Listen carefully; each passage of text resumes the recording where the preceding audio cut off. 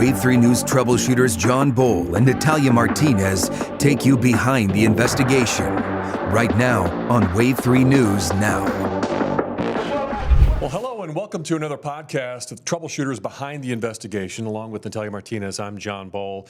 Little different kind of a twist today. We're not talking about a hardcore investigation. We're talking about one of the most impactful things that has really happened in the history of the Louisville market. I know it impacted me so profoundly. After 17 hours of anchoring in 3 days, I had to go seek mental health counseling. And we'll get more into it in here, but we're talking about the Old National Bank mass shooting. Natalia's been working now for almost a year on a special documentary that's going to be airing, and she's here now to bring us up to date on where she's at and what you're going to be able to see when this airs. It's incredibly intimate, if I were to describe what this project has turned out to be. So we are coming up on the 1-year anniversary. It was April 10th. And so during that time, we've spoken to several of the people that were directly affected. And they include some of the first officers that arrived on scene. And I am incredibly grateful to them because they're officers. You know, they typically don't talk about these things, especially so soon after.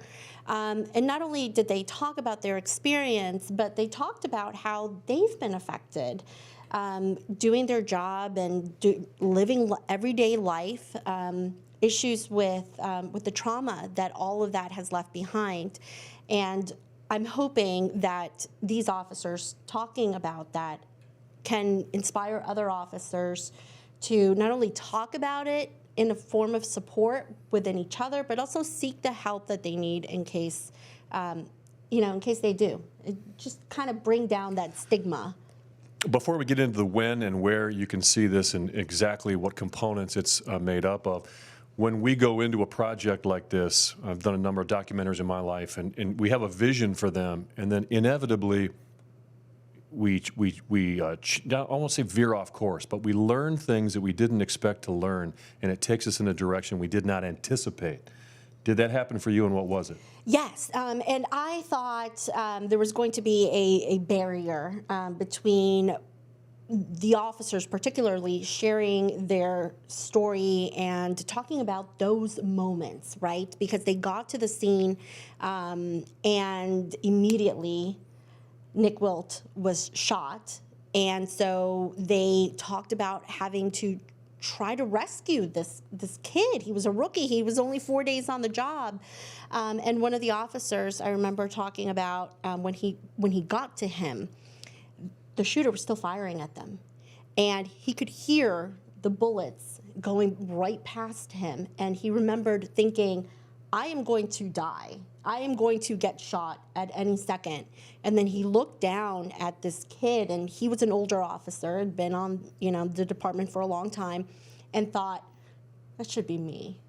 He's a young rookie. He's just starting. He tried to lift him up, and I remember him telling me, I couldn't lift him because of the amount of blood that was on my hands. Mm-hmm. And those are just incredible stories that you don't hear about. And only then can you really appreciate the amount of pain that all of this has caused so many people and the trauma that then they have to deal with, So I think that really surprised me. We also interviewed Jessica Barrick. And I'm sure you've had interviews in your life where it's hard, right? Like we do a pretty good job, especially with the kinds of stories that we do. Yeah. We do a pretty good job about, not getting too emotional because it's part of the job, right? Right. And you have to remain objective and all of that. I think Jessica Barrick, who was married to Josh Barrick, who was one of the victims, I think her interview has been the hardest in my career. It wasn't too long. It was a few months after the shooting. And she agreed to do the interview to talk about Josh. And we interviewed her and Josh's brother. And her emotions were so raw at the time that I remembered looking at her and just you can't help but feel her pain and her anger. Because there was no reason, there is no answer for any of it, right? And so I'll share this piece with you that is going to be in the documentary. At the end of the interview, I asked her, is there anything else, as we normally do, is there anything else that you want to share that we didn't ask? And she said yes. And she reached out behind to her, and she pulled out these 2 index cards with what their 2 little kids, had written about their dad. Mm-hmm. And I remember her reading them, and one of them said, I loved the way that he smiled and the way that he loved me. Mm-hmm. And when Jessica was reading them, I remember the paper just shaking. Yeah. But she was convicted. She wanted to do this interview.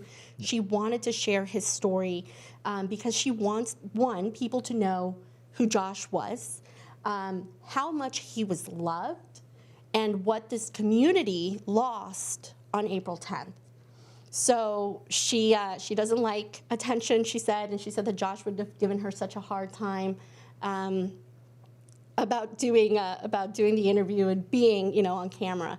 But she was incredibly brave to share her story, and that, I think that is the hardest interview I've ever done. I've been around a long time. I've been around so long that I covered the Standard Revere massacre back in '89. What makes this one different from that one, really a couple of things. First of all, the timing of this one. This, if you remember, this was on the Monday morning after many of us sat through Easter services and had this glow about us moving forward in our year because of our faith. And secondly, this one, unlike the other one, we saw aftermath video eventually, years later. But this one, we had the body cam video, and I know that is what rattled me, the absolute sheer brutality and terror of what was going on in that shooting. It was an ambush, is what it was. Yeah. And so I could imagine there were some survivors when the shooter walked into the conference room and unleashed, I believe it was more than 36 bullets. But there were some survivors that were in that room, and I just can't imagine having to live through that and the panic that inflicted. So, yes, you're right. It was the Monday after Easter, and people had spent that time with their families, and it was a regular Monday morning, and you'll hear that in the documentary. Even the head trauma surgeon at U of L said he was heading into work and actually drove by the bank, and the shooting happened early in the morning. So not long after that, he gets to work, and boom, they get the first alert that an officer had been shot, and then it's more injuries and more injuries and more injuries. Okay, let's talk about opportunities to view your documentary. So it is going to debut on WAVE on March 29th. That's a Friday at 7 o'clock. And then if you miss it, and what WAVE is doing is there is no sponsorship here. There are no ads. This is just something that is so important to us and to this community that we are going to air it 1 hour, 7 o'clock on the 29th. If you don't get to see it then, we'll have it on our WAVE app and on our Roku and on our website as well. Under WAVE Originals, we'll have the documentary there. I do want to tell you something really quickly about it that was done very consciously. This film does not delve into the shooter. We do name him once. We're being explicit about it, and that's it. Okay.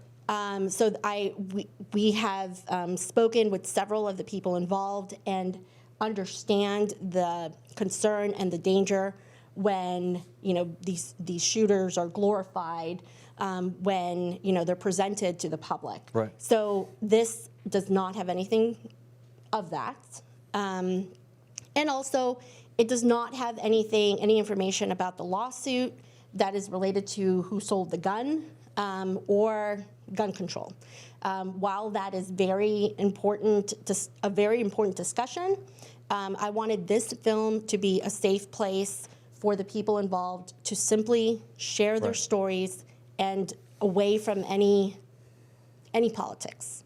Yeah, right. And that's I think to be expected, and that's how we've conducted our news operation as well as we've followed the story. Okay, so we're coming upon. Anything else you want to share with listeners and viewers, and any other takeaways? Yes, I hope that, and this is part of the reason why so many people decided to talk to us, there is a takeaway here. And of course, nothing good. You know, you can say the community came together, and yes, it did. There is nothing good that really comes of this. But what I do hope the public comes away with is admiration for the resolve and of the people that were involved to move on with their lives, to pick up the pieces, and to essentially tell the shooter, you are not going to control the rest of our lives. And I hope that people gather that and also walk away with a sense of humanity, because you can't, these interviews are so raw and so intense that you can't walk away from them. It's just so hard. Well, anyway, thank you very much for your work, and we look forward to seeing the finished product coming up. And along with Natalia Martinez, I'm John Boel. Thank you for listening to another edition of Troubleshooters Behind the Investigation. We'll have more for you later.